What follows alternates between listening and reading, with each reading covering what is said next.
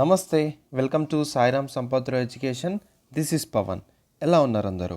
So మనం ఏదైతే modern history సంబంధించిన ఎంసీక్యూస్ అని చేసుకుంటూ వస్తున్నామో, సో ఈరోజు కూడా కొన్ని ఎంసీక్యూస్ అని మనం డిస్కస్ చేసుకోబోతున్నాం. ఓకేనా? Very very important. సో ఎవరైనా కొత్తగా వచ్చిన వాళ్ళైతే మా ఛానల్కి సబ్స్క్రైబ్ చేసుకోండి అండ్ అలాగే మాకు వీడియోస్ని కూడా లైక్ చేయండి. సో మీ యొక్క వ్యూస్ని అండ్ మీ యొక్క ఒపీనియన్స్ కూడా మాకు కామెంట్ సెక్షన్లో కూడా తెలపండి. So it will boost us to and encouragement లాగా ఉంటుంది మాకు. ఓకేనా? మోర్ వీడియోస్ చేయడానికి, ఇంకో మంచి ఇనిషియేటివ్స్ తీసుకురావడానికి. ఓకేనా? సో మనం ఏదైతే రైట్ సో మనము ఏదైతే మనకి గ్రూప్ 2 గ్రూప్ 3 సంబంధించిన సిరీస్ అని ఎలాగైతే స్టార్ట్ చేసామో, మోడర్న్ హిస్టరీ కూడా అలానే స్టార్ట్ చేయడం జరిగింది గ్రూప్ 2 గ్రూప్ 3 ఆస్పిరెంట్స్కి. సో మన ఇంతకుముందే Telangana current affairs, international current affairs and at the same time Indian polity, Telangana movement, Telangana government schemes and at the same time ఇప్పుడు మోడర్న్ హిస్టరీ. సో ఇంకా వేరే ఇనిషియేటివ్స్ కూడా తీసుకురాబోతున్నాము. డెఫినెట్గా మీకు హెల్ప్ఫుల్ అవుతాయి. ఓకేనా? Very very important. So voice కొంచెం లో అనిపిస్తే మాత్రం దయచేసి ఇయర్ ఫోన్స్ పెట్టుకొని వినండి. మా వాయిస్ కొంచెం ప్రాబ్లం అవుతుంది. ఓకేనా? రైట్. సో కొంచెం కోఆపరేట్ చేయండి. రైట్? ఓకేనా? ఇక మొదలెడదాం. Select the correct statement with respect to the Sindh conquest. So ఏదైతే మనకి యూరోపియన్స్ వాళ్ళు ఎప్పుడైతే మన ఇండియాకి ఎంటర్ అవ్వడం అని జరిగిందో, అప్పటి నుంచి మన ఇండియా మోడర్న్ హిస్టరీ అని చెప్పుకోవడం జరుగుతుంది. సో ఒక్కొక్కరు రావడం అని జరిగింది మన ఇండియాకి. Portuguese, Dutch, English, Danes, French. So ఇలా రావడం అని జరిగింది. దాని తర్వాత ఏం జరిగింది? ఎవరైతే మనకి 5 యూరోపియన్స్ అని వాళ్ళు వచ్చారో, ఎక్కువగా మనకి ట్రేడ్ సూప్రమసీ దేని మీద ఎవరి మధ్య ఎక్కువ ఉండేది? ఇటు బ్రిటిష్ మధ్య, ఇటు ఫ్రెంచ్ మధ్య ఉండేది. సో మనం ఆల్రెడీ చెప్పుకోవడం అని కూడా జరిగింది. ఓకేనా? సో ఇటు బ్రిటిష్ అండ్ ఫ్రెంచ్ మధ్య జరుగుతున్న రైవలరీలో ఎవరైతే ఇండియన్ రూలర్స్ ఉంటారో వీళ్ళందరూ ఈ ఇండియన్ రూలర్స్ మధ్యలో వీళ్ళు టోటల్ ఇంటర్వ్యూన్ అయ్యి పోర్ట్స్ కట్టుకోవడము, ట్రేడింగ్ పర్పస్ కోసం, జస్ట్ వీళ్ళ స్వార్థం కోసం చేసుకున్నదనమాట. సో అందులో భాగంగా చూసుకుంటే ఫ్రెంచ్ని కూడా బ్రిటిష్ అనేది వాళ్ళు టోటల్గా బ్యాటిల్ ఆఫ్ వండివాష్లో టోటల్గా ఈ ఫ్రెంచ్ని కూడా టోటల్గా ఎలిమినేట్ చేసేసింది ఇండియా నుంచి. ఇప్పుడు మనకి బ్రిటిష్ ఒక్కటే మనకి టోటల్గా ట్రేడ్లో హెజ్మనీ సంపాదించడం జరిగింది. అట్ ద సేమ్ టైం మన ఇండియాని ఒక ఇంపీరియలిస్ట్గా చేయడానికి ఇది ముందుకు సాగడం జరిగింది. ఏదైతే మనకి బ్రిటిష్ ఒక్కొక్క రీజన్ ఎట్లా ఆక్యుపై చేసుకుంటూ వచ్చింది? ఫస్ట్ ఆర్కాటిక్ రీజన్ ఏదైతే కర్ణాటక రీజన్ ఉందో అది, దాని తర్వాత మనకి బెంగాల్, దాని తర్వాత మనకి మైసూరు, మరాఠా, సింధ్, పంజాబ్, అవధ్, ఇవన్నీ మనం ఇవన్నిటి మీద కాంక్వెస్ట్ చేసుకుంటూ వచ్చింది. ఏదైతే మనకి ఆర్కాట్ రీజన్ ఉందో, ఆర్కాట్ రీజన్లో అంటే కర్ణాటక అంటాం అది కూడా. సో కర్ణాటక ఇక్కడ ఉంటుంది కదా, ఇది ఆర్కాట్ రీజన్ కర్ణాటక. ఇక్కడ మనకి ఈ కర్ణాటక వార్స్ టోటల్గా 3 జరిగితే అది డిస్కస్ చేయడం అని కూడా జరిగింది. ఓకేనా? సో థర్డ్ కర్ణాటక వార్లోనే మనకి బ్యాట్లో వండివాష్ జరుగుతుంది. ఈ బ్యాట్లో వండివాష్లోనే ఫ్రెంచ్ వాళ్ళు టోటల్గా ఎలిమినేట్ అయిపోతారు. So at the same time మనకి నవాబా బెంగాల్ తోటి ఎలాగైతే మనకి వార్స్ జరిగాయో, ఆ నవాబా బెంగాల్ తోటి జరుగుతున్న వార్లో మనకి battle of Plassey and the battle of Buxar జరుగుతుంది. So battle of Plassey, battle of Buxar, ఈ 2 వార్స్ బ్రిటిష్ యొక్క టోటల్గా ఒక పారమెంట్ పవర్గా మార్చడం అని జరిగింది. అర్థమవుతుందా? దాని తర్వాత మైసూరు. సో ఇక్కడ మనకి బెంగాల్ ఉంటే, ఇక్కడ మనకి ఆర్కోట్ ఉంటే, ఇక్కడ మనకి మైసూరు ఉండడం జరుగుతుంది. సో ఈ మైసూరు రీజన్ కూడా వీళ్ళు ఆక్యుపై చేసుకోవడం అని జరిగింది. ఎలా? సో ఏదైతే ఆర్కోట్ రీజన్ ఆల్రెడీ వీళ్ళు బ్రిటిష్ చేతులకు వచ్చిందో, దాని తర్వాత వీళ్ళ కాంక్వెస్ట్ అనేది ఇటు మైసూరు రీజన్ మీద పడడం అని జరిగింది. ఎక్కడ వీక్నెస్ దొరుకుతుందా, ఎక్కడ వీక్ రూలర్స్ ఉంటారా అనేది చూసి అక్కడ వాళ్ళు ఇంటర్వ్యూన్ అయ్యేవాళ్ళు. అలా ఉండదన్నమాట. బ్రిటిష్ వాళ్ళ యొక్క ఆపర్చునిటీ కోసం వెయిట్ చేస్తూ ఉండేవాళ్ళు. సో అలా అనమాట. సో ఏదైతే మనకి మైసూరు వాళ్ళు మనకి టోటల్గా మనకి 1, 2, 3, 4 మైసూరు వార్స్ అని చూసాము, హైదర్ అలీ గురించి చూసాము, అలాగే టిప్పు సుల్తాన్ గురించి చూసాము, ఎలా పోరాడారు ఏందనేది మనం చూసాం అనమాట. సో టిప్పు సుల్తాన్ ఏంటంటే నెపోలియన్ బోనాపార్ట్ కూడా లెటర్స్ రాసేది. ఈస్ట్ ఇండియా కంపెనీ ఏదైతే ఉందో టోటల్గా ఇండియా నుంచి ఎలిమినేట్ చేసేయాలి అని నెపోలియన్ బోనాపార్ట్ కూడా లెటర్ రాసేవాడంట. సో ఆల్రెడీ నేను డిస్కస్ చేయడం జరిగింది. ఓకేనా? అలాగే ఆంగ్లో మరాఠా వాస మరాఠా ఎంపైర్ని టోటల్గా ఎట్లా టోటల్గా విచ్ఛిన్నం చేసిందనేది బ్రిటిష్ ఎంపైర్ మనం చూసాము.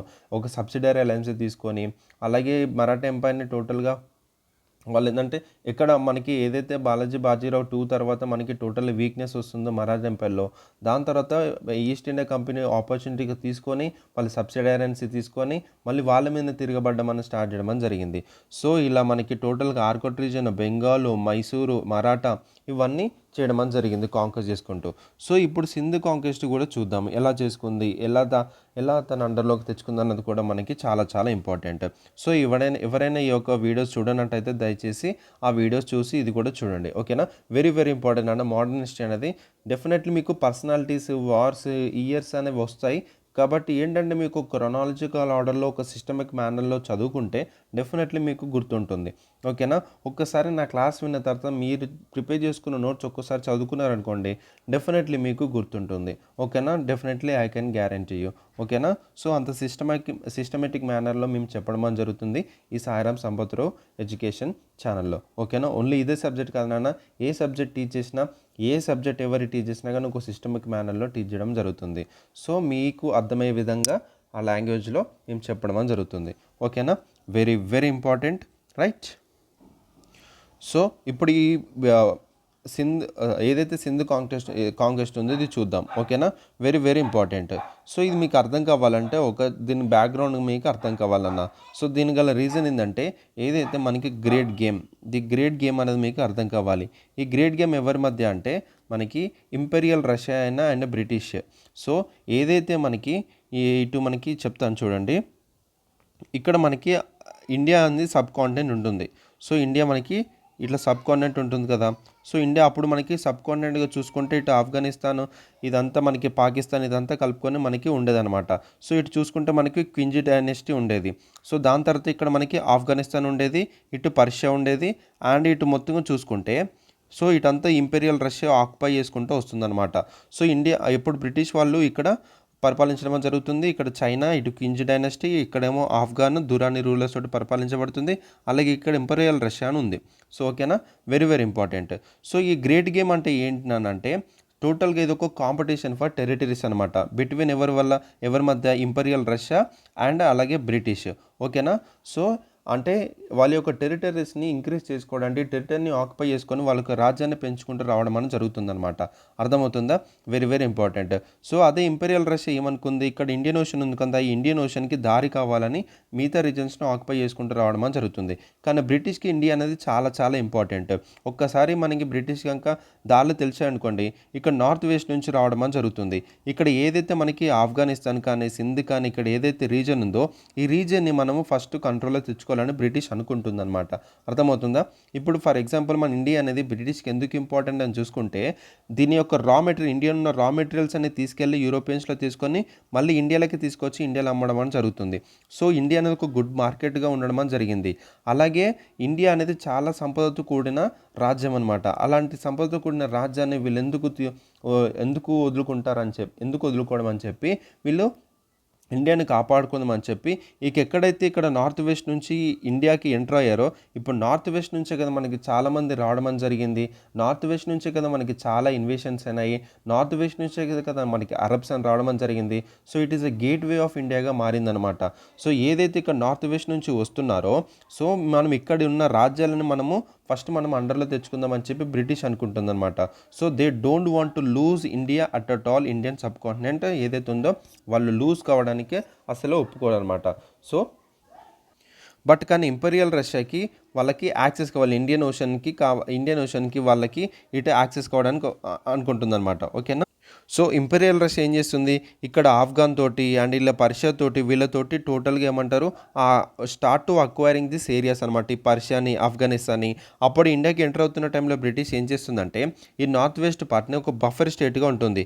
బఫర్ స్టేట్ అంటే అర్థం ఏంటంటున్నానంటే సో లైక్ ఇప్పుడు ఆఫ్ఘనిస్తాన్ ఉంది, సింధ్ రీజన్ అంటే ఇప్పుడు సింధ్ రీజన్ అంటే ఇప్పుడు చూస్తున్న పాకిస్తాన్ రీజన్ అనమాట. సో ఆ సింధ్ రీజన్ ఇది బఫర్ స్టేట్గా ఉండడం జరుగుతుంది. సో ఈ స్టేట్ నుంచి దాటే మన ఇండియాకి రావడం జరుగుతుంది. సో ఇట్లాంటి స్టేట్స్ ఏవైతే ఉన్నాయో మనకి బఫర్ స్టేట్స్ అని చెప్పొచ్చు. సో దాని తర్వాత అప్పుడు బ్రిటిష్ ఏమనుకుంటుందంటే ఈ నార్త్ వెస్ట్ రీజన్ని ఫస్ట్ మనం అనెక్స్ చేసుకుందాము, మనం వాటిని మన ఆర్డర్లో మన కిందకి తెచ్చుకుందాం, వాటిని సేఫ్ గార్డ్ చేయాలి ఫస్ట్ అని ఒక ఫార్వర్డ్ పాలసీ తోటి తీసుకురావడం జరిగింది బ్రిటిష్ అనేది. అర్థమవుతుందా. నెక్స్ట్ సో ఇందులో భాగంగా బ్రిటిష్ అనేది కొన్ని వార్స్ చేయడం అని జరుగుతుంది. అందులో భాగంగానే అనెక్సేషన్ ఆఫ్ సింధ్ కానీ, అలాగే ఆంగ్లో సిక్ వార్స్ కానీ, అలాగే ఆంగ్లో ఆఫ్ఘన్ వార్స్ కానీ, సో ఇవన్నీ జరగడం అని జరుగుతుంది. ఇందులో మనకి ఆంగ్లో ఆఫ్ఘన్ వార్స్ అవసరం లేదు. మనకి ఇందులో కావాల్సింది మనకి ఆంగ్లో సిక్ ఏదైతే అనెక్సేషన్ ఆఫ్ సింధ్ ఉందో అది మనం నేర్చుకోవాలి. ఓకేనా, వెరీ వెరీ ఇంపార్టెంట్.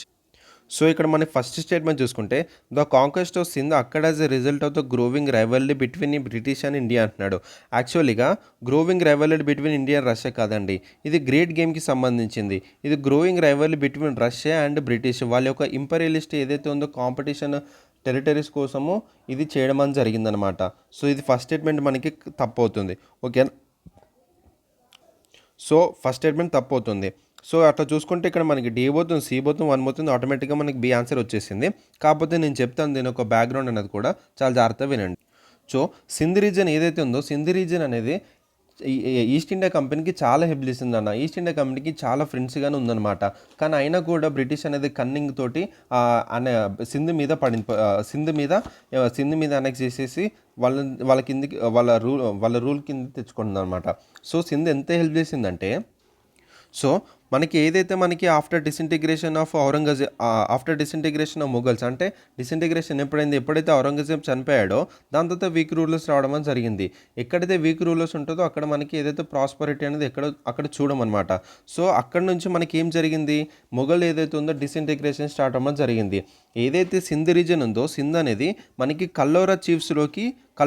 ఈ సింధ్ రీజన్ అనేది కల్లోరా చీఫ్ చేతిలోకి రావడం అని జరిగింది. Very very important. ఈ కల్లోరా చీఫ్ వాళ్ళు ఈస్ట్ ఇండియా కంపెనీ తోటి క్లోజ్ రిలేషన్షిప్స్ మెయింటైన్ చేసేవాళ్ళు. అంటే బ్రిటిష్ వాళ్ళతో ఒక మంచి రిలేషన్షిప్స్ చేసేవాళ్ళు. ఎందుకంటే ఏదైతే మనకి 1757 బ్యాటిల్ ప్లాసీ జరిగిందో, ఆ బ్యాటిల్ ప్లాసీలో ఏం జరుగుతుంది, ఇంగ్లీష్ అనేది మనకి విన్ అవుతుంది, ఈస్ట్ ఇండియా కంపెనీ అని విన్ అవుతుంది. సో అప్పుడు సింధ్ ఏమనుకుంటుందంటే, అరే ఈస్ట్ ఇండియా కంపెనీ చాలా పవర్ఫుల్గా ఉంది, ఒకవేళ నేను వాళ్ళతో ఫ్రెండ్షిప్ చేయకపోతే మమ్మల్ని కూడా అనెక్స్ చేస్తారు, మా మీద కూడా వార్ ప్రకటిస్తారు అని చెప్పి అప్పుడు కల్లోరా చీఫ్స్ ఏవైతే సింధ్ రీజన్ ఉందో ఈస్ట్ ఇండియా కంపెనీ తోటి మంచి రిలేషన్స్ చేసుకుంటూ వాళ్ళని సపోర్ట్ చేసుకుంటూ రావడం అని జరిగింది. ఓకేనా, వెరీ వెరీ ఇంపార్టెంట్. అందులో భాగంగా 1758లో ఈస్ట్ ఇండియా కంపెనీకి సింధ్ రీజన్లో ఒక ఫోర్ట్ కట్టుకోవడానికి కూడా పర్మిషన్ ఇచ్చింది. ఓకేనా, ఆ ఫోర్ట్ టీం తట్ట అనే ఏరియాలో సింధులో మనకి ఒక ఫ్యాక్టరీ కట్టుకోవడానికి కూడా ఈ ఈస్ట్ ఇండియా కంపెనీ పర్మిషన్ ఇవ్వడం జరిగింది. ఓకేనా, వెరీ వెరీ ఇంపార్టెంట్. సో దీని ద్వారా ఏమవుతుందంటే, సో కల్లోరా చీఫ్స్ వాళ్ళు ఈస్ట్ ఇండియా కంపెనీ వాళ్ళకి ట్రేడ్ పర్పస్ కోసం పర్మిషన్ ఉంది, కానీ సింధులో వేరే యూరోపియన్స్ కూడా అసలు ట్రేడ్ చేసుకోవడానికి కూడా పర్మిషన్ ఇచ్చేది కాదు. సో అంత సపోర్ట్ చేయడం అని జరిగింది ఈస్ట్ ఇండియా కంపెనీకి. సో చూడండి, దాని తర్వాత ఈస్ట్ ఇండియా కంపెనీ ఏం చేసిందంటే, ఏదైతే ట్రేడింగ్ అనేది చేసుకుంటున్నారు కదా, అప్పుడు ఇంపోర్ట్ డ్యూటీ అనేది సంథింగ్ ఉంటుంది కదా, ఆ ఇంపోర్ట్ డ్యూటీ అనేది అప్పటిదాకా కట్టేది ఇంపోర్ట్ డ్యూటీ కట్టడం మానేసింది సింధ్ రీజన్కి. సో సింధ్ ఏదైతే ఉందో టోటల్గా ట్రేడ్ మీదనే బతికేదనమాట. దాని యొక్క సంపద, దాని యొక్క టోటల్గా ఏదైతే ఉందో దాని యొక్క రెవెన్యూ అనేది ఈ ఇంపోర్ట్ డ్యూటీ మీదనే ఎక్కువగా దాని మీద ఉండేదన్నమాట. ఎప్పుడైతే ఈస్ట్ ఇండియా కంపెనీ అనేది ఇంపోర్ట్ డ్యూటీ అనేది కట్టడం మానేసిందో, దీనికి ఆ రెవెన్యూ రావడం టోటల్గా ఆగిపోయింది. సో ఇది గమనించిన టోటల్ కల్లోరా చీఫ్ ఎవరైతే ఉన్నారో ఒక పర్సన్ ఉన్నారు, ఆయనే సర్ఫరా ఖాన్. ఓకేనా, సర్ఫరా ఖాన్. సో దీన్ని ఏం చేశాడు, ఏదైతే మనకి ఫోర్ట్ కట్టించారో ఇక్కడ మనకి ఏదైతే ఇక్కడైతే ఒక ఫ్యాక్టరీ కట్టుకున్నారు కదా, ఆ ఫ్యాక్టరీ తట్ట దగ్గర ఈస్ట్ ఇండియా కంపెనీ కట్టుకుంది, ఇది క్లోజ్ చేయడం జరిగింది సర్ఫరా ఖాన్. ఓకేనా, వెరీ వెరీ ఇంపార్టెంట్, గుర్తుపెట్టుకోండి. సో ఈ సర్ఫరా ఖాన్ ఎప్పుడైతే మనకి ఇక్కడ ఈస్ట్ ఇండియా కంపెనీకి పర్మిషన్ ఇచ్చారో ట్రేడ్ పర్పస్ కోసం ఫ్యాక్టరీ కట్టుకోవడానికి, ఈ సర్ఫరా ఖాన్ క్లోజ్ చేయడం జరిగింది. క్లోజ్ చేయించిన తర్వాత ఇంకొంచెం సీన్ కట్ చేస్తే మనకి 1783లో బలూచిస్తాన్ నుంచి అంటే ఇట్లాంటి ఆఫ్ఘనిస్తాన్ ఇట్లా బలూచిస్తాన్ నుంచి ఇట్లా మనకి రావడం అని జరిగింది కొంతమంది సింధ్ రీజన్ మీద అటాక్ చేయడానికి. ఎవరంటే వాళ్ళ పేరు ఒక ట్రైబ్స్ అనమాట, వాళ్ళు తాల్పురాస్. సో ఈ తాల్పురాస్కి ఈస్ట్ ఇండియా కంపెనీ వాళ్ళు హెల్ప్ చేయడం అని జరిగింది. ఎందుకు హెల్ప్ చేశారు, సో ఇక్కడ ఇంపోర్ట్ డ్యూటీ కట్టనందుకు సరఫరా ఖాన్ ఇక్కడ ఏదైతే ఉందో తట్ట ఫ్యాక్టరీని టోటల్ క్లోజ్ చేయడం అనేది జరిగింది. ఎప్పుడైతే బల్చిస్తాన్ నుంచి తాల్పురాస్ వాళ్ళు టోటల్ సింధ్ రీజన్ మీద అటాక్ చేశారో ఈస్ట్ ఇండియా కంపెనీ తాల్పురాస్కి హెల్ప్ చేయడం అని జరిగింది. సో అర్థమవుతుందా, హెల్ప్ చేసిన తర్వాత దీంట్లో వీళ్ళు తాల్పురాస్ గెలవడం జరిగింది. టోటల్గా సింధ్ రీజన్ ఈ తాల్పురాస్ చేతిలోకి రావడం అని జరిగింది. ఇప్పుడు టోటల్గా ఎవరు రూల్ చేయడం అని జరుగుతుంది, ఈ సింధ్ రీజన్ని తలుపురాస్ వాళ్ళు రూల్ చేయడం జరుగుతుంది. ఇప్పుడు గుర్తుపెట్టుకోండి. ఇప్పుడు కల్లారా చీఫ్స్ నుంచి ఎవరి చేతిలోకి వచ్చింది? టోటల్గా తలుపురాస్ చేతిలోకి రావడం జరిగింది. చూడండి, టోటల్గా దీంట్లో మనకి 4 మెంబర్స్ ఉంటారు నాన్న, 4 బ్రదర్స్ ఉంటారు. వాళ్ళని మనం చారియార్ అని చారియార్ అని అంటాము. అర్థమవుతుందా? సో టోటల్ సింధ్ రీజియన్ని total captured by the Talpuras. దాంట్లో మనకి 4 బ్రదర్స్ ఉంటారు, వాళ్ళని చారియార్స్ ఉంటాము. వాళ్ళని మనము అమీర్స్ ఆఫ్ సింధ్ అని కూడా అంటారు. అర్థమవుతుందా? అమీర్స్ ఆఫ్ సింధ్. సో ఇదంతా బ్యాక్గ్రౌండ్, కొంచెం టైం తీసుకున్న పర్లేదు, వినండి, మీకు చాలా బాగుంటుంది. ఓకేనా? ఒక ఓవరాల్ పర్స్పెక్టివ్ వస్తుంది మీకు, రైట్? సో వీళ్ళు ఏం చేస్తారంటే 4 బ్రదర్స్ వాళ్ళు సింధ్ రీజియన్ని టోటల్గా 4 రీజియన్స్కి డివైడ్ చేసి వాటిని రూలింగ్ చేయడం అని జరుగుతుంది. ఓకేనా? Very very important. సో ఈ అమీర్స్ ఆఫ్ సింధ్ వాళ్ళు ఏం చేస్తున్నారంటే ఏదైతే ఆఫ్ఘన్లో మనకి దురాని ఎంపైర్ ఉంటుందో వాళ్ళకి ఒక వసల్స్గా పనిచేసే వాళ్ళు కూడా. అర్థమవుతుందో? సామంతులు అంటారు కదా, సామంతులుగా పనిచేసే వాళ్ళంట. సో అలాగే తల్పురాస్కి ఎవరైతే ఈస్ట్ ఇండియా కంపెనీ హెల్ప్ చేసిందో ఈ తల్పురాస్ ఈస్ట్ ఇండియా కంపెనీ తోటి ఒక మంచి రిలేషన్స్ కూడా మెయింటైన్ చేయడం అని జరిగింది. ఓకేనా? Very very important. సో ఇప్పుడు సీన్ కట్ చేసుకుంటే 1783లో ఇది అయింది. 1807లో ఒక ఇంపార్టెంట్ ట్రీటీ అయింది అన్న. ఆ ట్రీటీ ఏంటంటే ట్రీటీ ఆఫ్ టిల్సిత్. ట్రీటీ ఆఫ్ టిల్సిత్ ఇది ఎవరి మధ్య జరిగింది? ఏదైతే మనకి గ్రేట్ గేమ్ల భాగంలో చూసుకుంటే, సో ఇక్కడ మనకి ట్రీటీ ఆఫ్ టిల్సిత్ అనేది నెపోలియన్ బోనేపార్టే అండ్ రష్యా కింగ్ అయిన, రష్యాకి ప్రభు ఉంటారు జార్ అని. జార్ అంటే టైటిల్ నాన్న. సో తనని ప్రభు అంటారు. అప్పుడు రష్యాకి ప్రభు ఉండేవాడు. ఆ ప్రభుతోటి ప్లస్ నెపోలియన్ బోనపార్ట్ తోటి ఈ ట్రీటీ ఆఫ్ టిల్సిట్ అయిందనమాట. సో ఈ ట్రీటీ ఆఫ్ టిల్సిట్ అయిన తర్వాత బ్రిటిష్కి ఒక భయం అనేది మొదలైంది. సో ఏదైతే నెపోలియన్ బోనపార్ట్ ఏ దేశానికి? ఫ్రెంచ్ చెందింది, ఇదేమో తిను రష్యా. సో ఇట్లా ఫ్రెంచ్ రష్యా అలయన్స్ చూసి బ్రిటిష్ భయపడడం స్టార్ట్ చేసింది. అర్థమవుతుందో? అప్పుడున్న వరల్డ్ వార్ వేరు, అప్పుడున్న వరల్డ్ వార్ పరిస్థితి చూడండి ఎట్లా జరుగుతుందో. సో బ్రిటిష్ భయపడింది.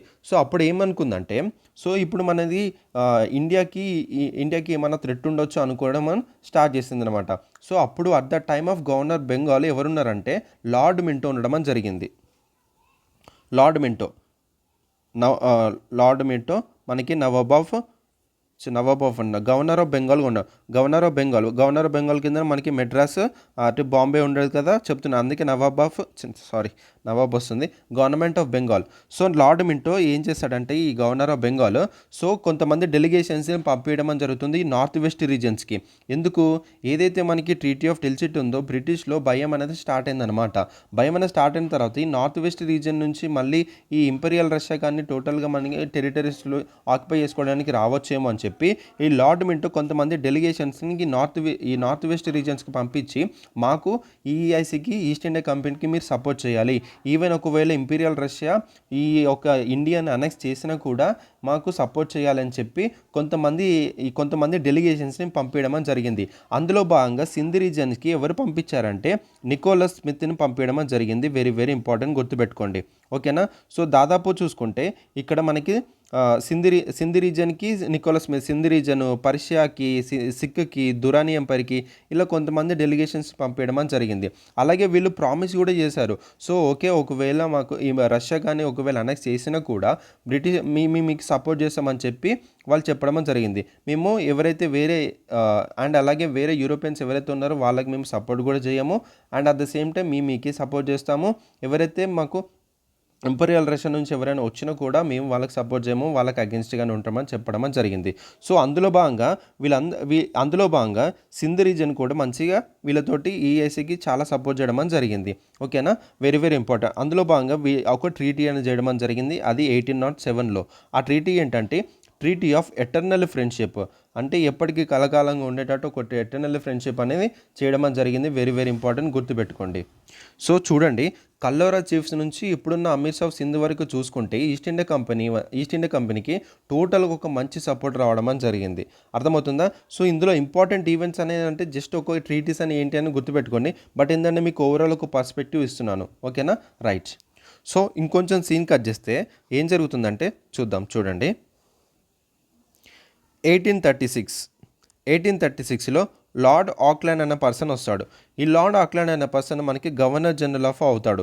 సో 1836లో మనకి ఏం జరుగుతుంది? చార్టర్ యాక్ట్ 1833 వస్తుంది కదా. ఈ చార్టర్ ఆఫ్ 1833 ప్రకారం ఏంటి? గవర్నర్ ఆఫ్ బెంగాల్ నుంచి గవర్నర్ జనరల్ ఆఫ్ ఇండియాగా మారడం జరుగుతుంది. అందుకే ఈ becomes the governor general of India Lord Auckland. ఓకేనా? సో తినొక పాలసీ ఫాలో అవడం జరిగింది. అదే మనకి forward policy. So forward policy అంటే ఏంటంటే, సో ఎవరైతే ముందుగానే ఏదైతే బఫర్ స్టేట్ అని మనం ఇక్కడ చెప్పుకున్నాం కదా, సో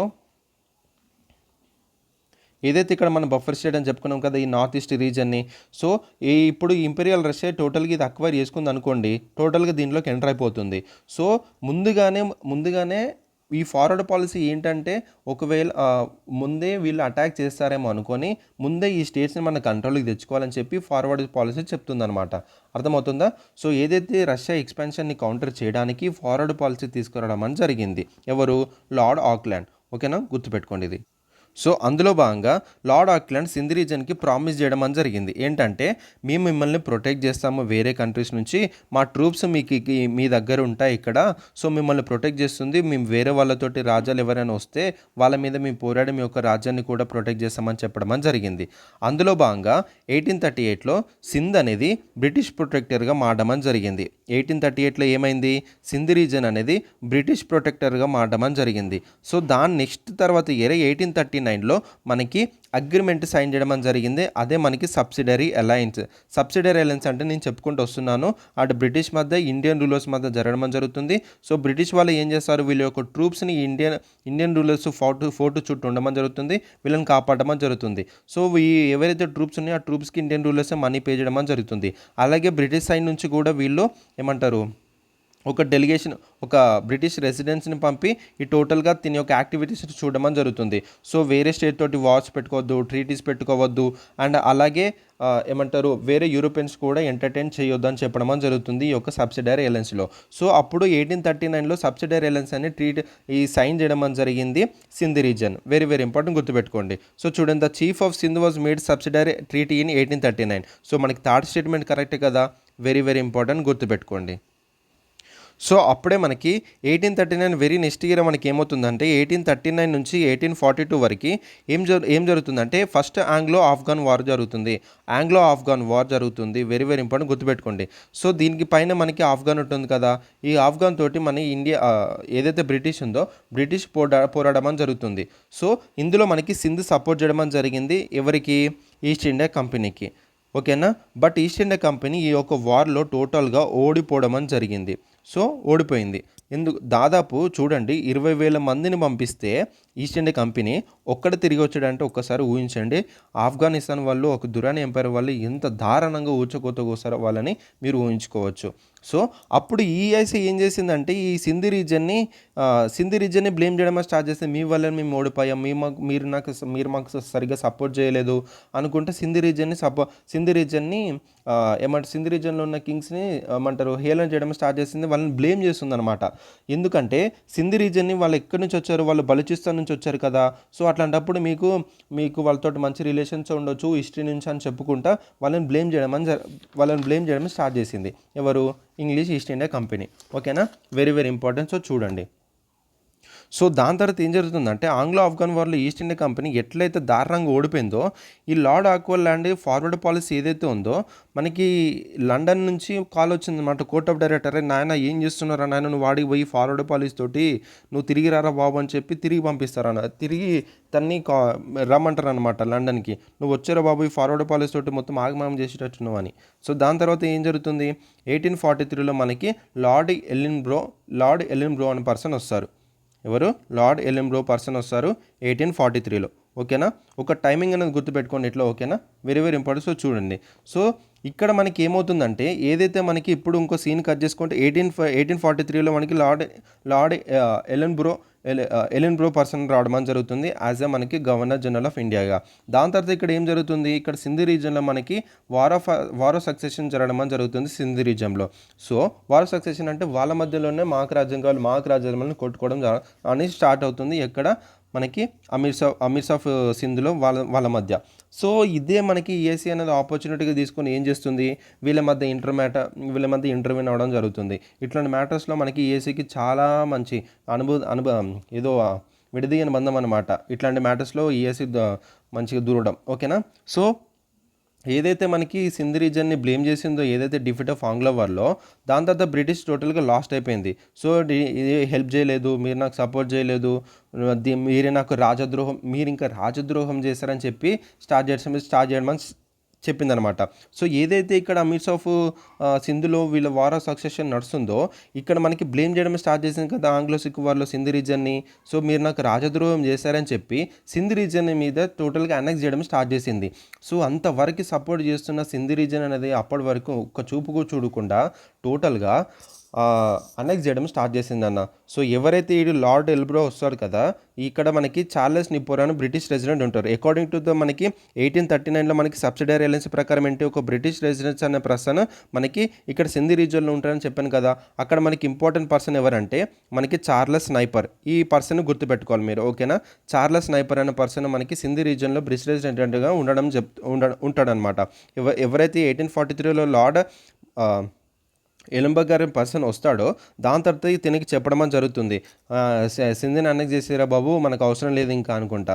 సో చూడండి, అంతసేపు సింధ్ రీజియన్ కల్లోరా చీఫ్స్ నుంచి అమీర్సాఫ్ చీఫ్స్ వరకు అప్పటిదాకా సపోర్ట్ చేసిన సింధ్ రీజియన్ని జస్ట్ ఒక్క మాటతో, సో టోటల్ జస్ట్ ఒక్క మాటలో అండి ఒకటే రోజులో సింధ్ రీజియన్ మొత్తం అనెక్స్ చేసుకోవడం అని జరిగింది, ఓకేనా. With in a one day dead ఈజీలీగా Charles Napier's annexed and capture the Sindh. So ఇలా జరగడం అని జరిగింది. అర్థమవుతుందా టోటల్గా అనెక్సేషన్ ఆఫ్ సింధ్ అనేది. సో ఇది నాన్న టోటల్గా స్టోరీ అంతా. సో ఏదైతే మనకి గ్రేట్ గేమ్ ఉందో ఆ గ్రేట్ గేమ్ నుంచి స్టార్ట్ అయిన టోటల్గా ఇంపీరియల్ రష్యా వర్సెస్ బ్రిటిష్ జరిగిన కారణంగా అటు మన ఇండియా అనేది ఎంత ఆగమైందో చూసుకోవచ్చు. అర్థమవుతుందా, right. So east India company ఎంత కన్నింగ్ ఉందో చూడండి. సింధ్ రీజియన్ అప్పటిదాకా సపోర్ట్ చేసి మంచిగా ఉన్న రీజియన్ని, సింధ్ రీజియన్ మాకు వద్దు, అవసరం లేదు, దాన్ని కాంకర్ చేసేసి దాన్ని క్యాప్చర్ చేసేసి అని చెప్పడం జరిగింది. ఇక్కడ ఎవరైతే మనకి ఈ చార్లెస్ నైపర్ ఉన్నారో, ఈ చార్లెస్ నైపర్కి అసలు ఇష్టం లేదు, కానీ ఇక వాళ్ళు చెప్పింది చేయాలిగా అని చెప్పి లార్డ్ ఎవరైతే ఎలంబర్గ్ ఉన్నారో ఆ ఆర్డర్ ద్వారా తను టోటల్గా సింధ్ రీజియన్ అనెక్స్ చేయడం జరిగింది, ఓకేనా. Very very important. సో అర్థమైందా మీకు టోటల్ బ్యాక్గ్రౌండ్ అనేది. సో చాలా జాగ్రత్తగా విన్నారు అనుకుంటున్నాను, మీకు అర్థమైందని అనుకుంటున్నాను. సో ఇప్పుడు చూడండి, ద కాంక్వెస్ట్ ఆఫ్ సింధ్ అక్కడ the growing revel the British and Indiana కానీ కాదు, బ్రిటిష్ అండ్ రష్యా ఏదైతే మనకి గ్రేట్ గేమ్ ఉందో అని చెప్పడం జరిగింది. So the British government decided to increase it's influence in Afghanistan and Persia. అదే కదా, సో వాళ్ళ యొక్క ఇన్ఫ్లుయెన్స్ అనేది ఆఫ్ఘనిస్తాన్ పర్షియాలో వాళ్ళ యొక్క ఇన్ఫ్లుయెన్స్ ఉంటే ఏదైతే మనకి ఇంపీరియల్ రష్యా నుంచి నార్త్ వెస్ట్ నుంచి వస్తున్నారో సో వాళ్ళు తగ్గించవచ్చు, వీళ్ళు మన కంట్రోల్లో ఉంటారని అనుకుందనమాట. సో అప్పుడు సెకండ్ స్టేట్మెంట్ కూడా మనకి కరెక్ట్ అవుతుంది. అర్థమవుతుందా. So the chief of Sindh was made A subsidiary treaty in 1839. So నేను అదే కదా చెప్పింది, 1839లో ఏదైతే సబ్సిడరీ అలయన్స్ పెట్టారో అదే కదా మనకి చెప్పాను ఇందాక, 1839లో చేయబట్టడం జరిగింది, ఓకేనా, రైట్. సో ఇక్కడ మనకి 2, 3 మనకి కరెక్ట్ ఆన్సర్ అవుతుంది. సో చూసారా, ఒక్కో క్వశ్చన్ నేను ఇంత కాంప్రహెన్సివ్గా చెప్పడం జరిగింది. ఇప్పుడు టోటల్గా మన అనెక్సేషన్ ఆఫ్ ఆర్కోట్, దాని తర్వాత బెంగాల్, దాని తర్వాత మైసూరు, దాని తర్వాత మరాఠా, దాని తర్వాత సింధ్, ఇది టోటల్గా మనకి చెప్పడం జరిగింది. వెరీ వెరీ ఇంపార్టెంట్, చూసుకోండి. సో అర్థమైందా మీకు ఇది, రైట్ నాన్న. సో మీరు ఎక్కడికైనా మీరు ఎప్పుడు మోడర్న్ హిస్టరీ చదివేటప్పుడు ఏంటంటే ఇంత కాంప్రహెన్సివ్గా ప్రతి డీటెయిల్ అనేది చదువుకుంటే మీకు గుర్తుంటుంది అనమాట. ఏదో బట్టి పట్టేసి మీరు చదివితే ఏంటంటే మీకు గుర్తుండదు నాన్న. సో అర్థమవుతుందా, ఒక స్టోరీ వైజ్గా నేను చెప్పడం జరిగింది. కావాలంటే మళ్ళొకసారి వినండి, మీకు పక్కా అర్థమవుతుంది డెఫినెట్గా. సో మీ యొక్క ఒపీనియన్, మీ యొక్క వ్యూస్ని కూడా తెలపండి నాకు ఎక్స్ప్లెనేషన్ కనుక మీకు నచ్చినట్టయితే, ఓకేనా, రైట్. నెక్స్ట్ క్వశ్చన్కి వెళ్దాం. చూడండి, the kingdom of Ranjit Singh included. Very very important. అసలు రంజిత్ సింగ్ ఎవరు అని చూద్దాము. సో ఇది మనకి టోటల్గా మనకి సిక్ రీజన్కి చెందిన అనమాట. సో ఏదైతే మనకి ఆర్కాట్, బెంగాల్, మైసూర్, మరాఠా, ఇప్పుడు సింధ్. సో చూస్తున్నాం కదా ప్రతిదీ. ఇప్పుడు సిక్ రీజన్ అనేది ఎలా చేతిలోకి వచ్చిందనేది చూద్దాం, ఓకేనా. సిక్ రీజన్ అనేది మనకి చూసుకుంటే before getting in to this Anglo Sikh wars, so ఇందులో మనకి ఏమంటారంటే సిక్కిజం గురించి తెలవాలి. దీంట్లో మనకి టోటల్గా 10 స్పిరిచువల్ లీడర్స్ ఉంటారు నాన్న, ఓకేనా. Who is the founder of the Sikhism? Guru Nanak, ఓకేనా. గురునానక్ ఈజ్ ద ఫస్ట్ గురువు అనమాట. సో గురునానక్ ఈజ్ ద మనకి founder of the Sikhism. So టోటల్గా మనకి 10 స్పిరిచువల్ లీడర్స్ ఉంటారు. దాంట్లో గురు అంగద్, అమర్దాస్, రామ్దాస్, గురు అర్జన్, హరగోబింద్, హరిరాయ్, దాని తర్వాత హరికృష్ణ, దాని తర్వాత తేగ్ బహదూర్, గోబింద్ సింగ్. సో ఇలా 10 మెంబర్స్ ఉండమని జరుగుతుంది. దాని తర్వాత 10 మెంబర్స్ తర్వాత ఒక్కో గురు కూడా రారనమాట. సో కానీ వాళ్ళకి సంబంధించిన డిజేబుల్స్ అనే వాళ్ళు టోటల్గా 10th ఎవరైతే ఉన్నారో 10th పర్సన్ గురు గోబింద్ సింగ్ ఈ గురు గోబింద్ సింగ్ అనే పర్సన్ ఇక్కడ మనకి సిక్ ఎంపైర్ అనేది టోటల్గా ఎస్టాబ్లిష్ చేయడం అని జరుగుతుంది. ఓకేనా, వాళ్ళు ఒక పారామిలిటరీ ఫోర్స్ అనేది కూడా చేయడం అని జరుగుతుంది. పారామిలిటరీ ఫోర్స్ ఏంటంటే వాళ్ళు ఒక టర్బ ధరించడము, కత్తి, ఒక స్వార్డు అది ఉండడం అని చెప్పి ఈ ఎవరైతే సిక్కిజంలోకి వస్తారో వాళ్ళు ఇలా ధరించాలని చెప్పి పారామిలిటరీ ఫోర్స్ని ఒక ఎస్టాబ్లిష్ చేయడం అని జరిగింది. టోటల్గా సిక్కిజంని ఎస్టాబ్లిష్ చేసింది మనకి చూసుకుంటే గురు గోబింద్ సింగ్ అనమాట. ఈ గురు గోబింద్ సింగ్ ఈజ్ మనకి 10th spiritual leader. 10th spiritual leader తర్వాత మళ్ళీ స్పిరిచువల్ లీడర్. కానీ వీళ్ళకి సంబంధించిన డిసేబుల్స్ అనే వాళ్ళు ఏదైతే సిక్ ఎంపైర్ ఉందో వాళ్ళని టోటల్గా రూల్ చేయడం అని జరిగింది. ఓకేనా, సో వెరీ వెరీ ఇంపార్టెంట్. కానీ దాని తర్వాత మనకి 1714లో ఏం జరుగుతుందంటే 1714లో డిసింటిగ్రేషన్ ఆఫ్ సిక్ ఎంపైర్ జరుగుతుంది. ఓకేనా, నేను కొంచెం సీన్ కట్ చేసి చెప్తున్నాను, అర్థం చేసుకోండి. ఇంపార్టెంట్ ఈవెంట్స్ దగ్గర నేను చెప్పడం జరుగుతుంది, రైట్ వినండి. సో 1714లో సిక్ ఎంపైర్ ఏదైతే ఉందో డిసింటిగ్రేషన్ అయిపోతుంది. ఎట్లా డిసింటిగ్రేట్ అయిపోతుందంటే టోటల్గా 12 మిసైల్ లాగా ఇవి డిసింటిగ్రేట్ అయిపోతుంది. సో ఇందులో మనకి చిన్నవి ఉంటాయి, పెద్దది ఉంటాయి. సో అందులో అనమాట. సో ఇందులో భాగంగా లార్జెస్ట్ అనేది బాంగి మిసైల్ అనమాట. సో అందులో మనకి స్మాలెస్ట్ అనేది చూసుకుంటే సుకర్ చక్ర, అర్థమవుతుందా? సో ఈ రీజియన్లోనే మనకి మహారాజా రంజిత్ సింగ్ ఈ పర్సన్ ఉండేవాడు. సో అర్థమవుతుందా, మహారాజా రంజిత్ సింగ్ ఉండేవాడు. ఓకేనా, వెరీ వెరీ ఇంపార్టెంట్, గుర్తుపెట్టుకోండి. సో దీని యొక్క రూలింగ్ అనేది 1919 నుంచి 1839 వరకు జరిగిందనమాట. ఓకేనా, వెరీ వెరీ ఇంపార్టెంట్, గుర్తుపెట్టుకోండి. సో తిను ఏం చేశాడంటే తినున్న టైంలో ఏదైతే మనకి 12 మిసైల్ తోటి సిక్ రీజన్ ఉందని చెప్పారు కదా.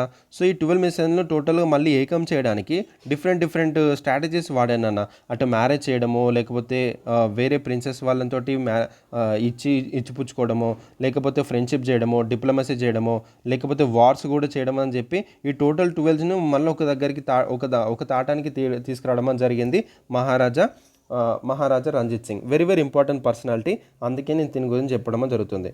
ఓకేనా, రైట్. సో తినున్న కాలంలో ఏం చేస్తాడంటే వేరే రీజియన్స్ని కూడా తిను ఆక్రమించుకోవడం స్టార్ట్ చేస్తాడు. సో ఎక్కడ ఉంది మనకి ఇక్కడ సిక్ రీజన్, ఇక్కడ మనకి సిక్ రీజన్ ఉంటుంది కదా, ఇక్కడ సిక్ రీజన్. సో ఇక్కడ మనకి ఇండియా చూసుకుంటే ఇక్కడ సిక్ రీజన్ ఇక్కడ ఉంటుంది. సో ఇక్కడ వేరే రీజియన్స్ని కూడా తిను ఆక్యుపై చేసుకోవడం జరుగుతుంది.